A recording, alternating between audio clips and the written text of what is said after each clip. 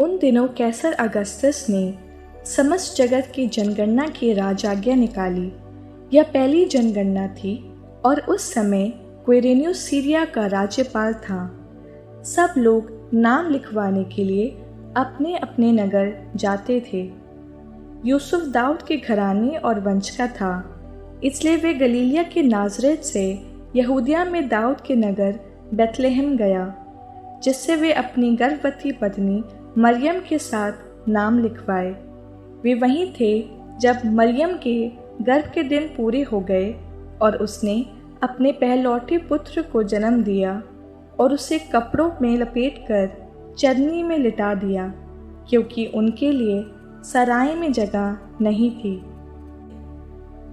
उस प्रांत में चरवाहे खेतों में रहा करते थे। वे रात को अपने झुंड पर पहरा देते थे। प्रभु का दूत उनके पास आकर खड़ा हो गया। ईश्वर की महिमा उनके चारों ओर चमक उठी और वे बहुत अधिक डर गए। स्वर्गदूत ने उनसे कहा, डरिए नहीं। देखिए, मैं आपको सभी लोगों के लिए बड़े आनंद का सुसमाचार सुनाता हूँ। आज दाऊद के नगर में आपके मुक्तिदाता प्रभु मसीह का जन्म हुआ है। ये आप लोगों के लिए पहचान होगी। आप एक बालक को कपड़ों में लपेटा और चरनी में लिटाया हुआ पाएंगे।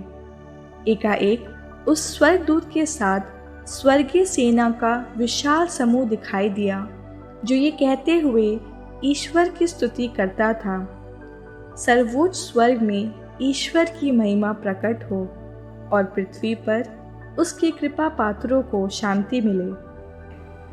जब स्वर्गदूत उनसे विदा होकर स्वर्ग चले गए, तो चरवाहों ने एक दूसरे से यह कहा, चलो हम बेथलेहम जाकर वह घटना देखें जिसे प्रभु ने हम पर प्रकट किया है।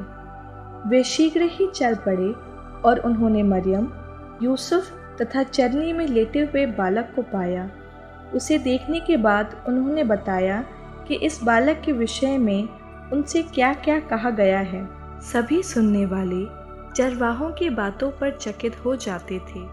मरियम ने इन सब बातों को अपने हृदय में संचित रखा और वह इन पर विचार किया करती थी। जैसा चरवाहों से कहा गया था, वैसा ही उन्होंने सब कुछ देखा और सुना। इसलिए वे ईश्वर का गुणगान और स्तुति करते हुए लौट गए। 8 दिन बाद बालक के खतने का समय आया और उन्होंने उसका नाम ईसा रखा। स्वर्गदूत ने गर्भाधान के पहले ही उसे यही नाम दिया था। जब मूसा की संहिता के अनुसार शुद्धिकरण का दिन आया, तो वे बालक को प्रभु को अर्पित करने के लिए यरूशलेम ले गए। जैसा कि प्रभु की संहिता में लिखा है, हर पहलौठा बेटा प्रभु को अर्पित किया जाए, और इसलिए भी कि वे प्रभु की संहिता के अनुसार पंडुकों का एक जोड़ा या कपूत के 2 बच्चे बलिदान में चढ़ाएं। उस समय यरूशलेम में सिमियोन नामक एक धर्मी तथा भक्त पुरुष रहता था। वह इस्राएल की सांत्वना की प्रतीक्षा में था और पवित्र आत्मा उस पर छाया रहता था। उसे पवित्र आत्मा से यह सूचना मिली थी कि वह प्रभु के मसीह को देखे बिना नहीं मरेगा। वह पवित्र आत्मा की प्रेरणा से मंदिर आया। माता पिता शिशु ईसा के लिए संहिता की रीतियां पूरी करने जब उसे भीतर लाए, तो सिमियोन ने ईसा को अपनी गोद में ले लिया और ईश्वर की स्तुति करते हुए कहा, प्रभु, अब तू अपने वचन के अनुसार अपने दास को शांति के साथ विदा कर, क्योंकि मेरी आंखों ने उस मुक्ति को देखा है जिसे तूने सब राष्ट्रों के लिए प्रस्तुत किया है। यह गैर यहूदियों के प्रबोधन के लिए ज्योति है और तेरी प्रजा इस्राएल का गौरव। बालक के विषय में ये बातें सुनकर उसके माता पिता अचंभे में पड़ गए। सिमियोन ने उन्हें आशीर्वाद दिया और उसकी माता मरियम से यह कहा, देखिए, इस बालक के कारण इस्राएल में बहुतों का पतन और उत्थान होगा।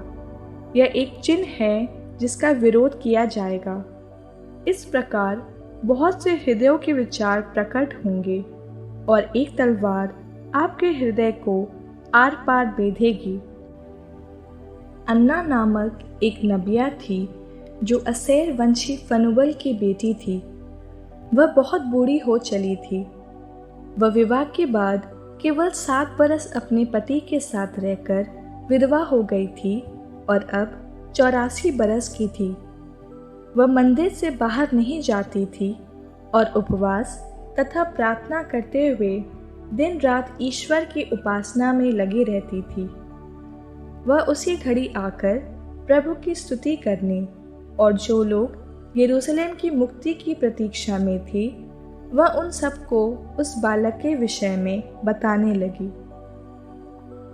प्रभु की संहिता के अनुसार सब कुछ पूरा कर लेने के बाद वे गलीलिया अपनी नगरी नासरत लौट गए।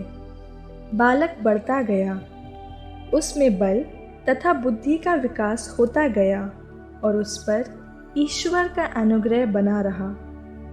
ईसा के माता पिता प्रतिवर्ष पास्का पर्व के लिए यरूशलेम जाया करते थे।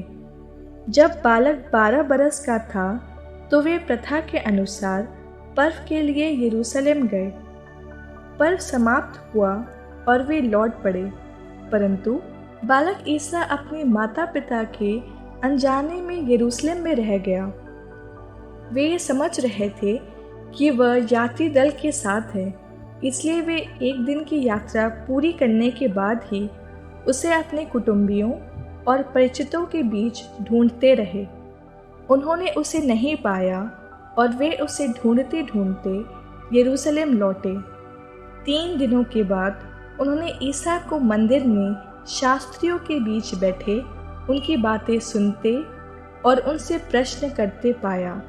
सभी सुनने वाले उसकी बुद्धि और उसके उत्तरों पर चकित रह जाते थे। उसके माता पिता उसे देखकर अचंभे में पड़ गए और उसकी माता ने उससे कहा, बेटा, तुमने हमारे साथ ऐसा क्यों किया? देखो तो तुम्हारे पिता और मैं दुखी होकर तुमको ढूंढते रहे। उसने अपने माता पिता से कहा, मुझे ढूंढने की ज़रूरत क्या थी? क्या आप यह नहीं जानते थे कि मैं निश्चय ही अपने पिता के घर होऊंगा? परंतु ईसा का यह कथन उनकी समझ में नहीं आया। ईसा उनके साथ नाज़रेत गए और उनके अधीन रहे। उनके माता ने इन सब बातों को अपने हृदय में संचित रखा। ईसा की बुद्धि और शरीर का विकास होता गया। वह ईश्वर तथा मनुष्यों के अनुग्रह में बढ़ते गए।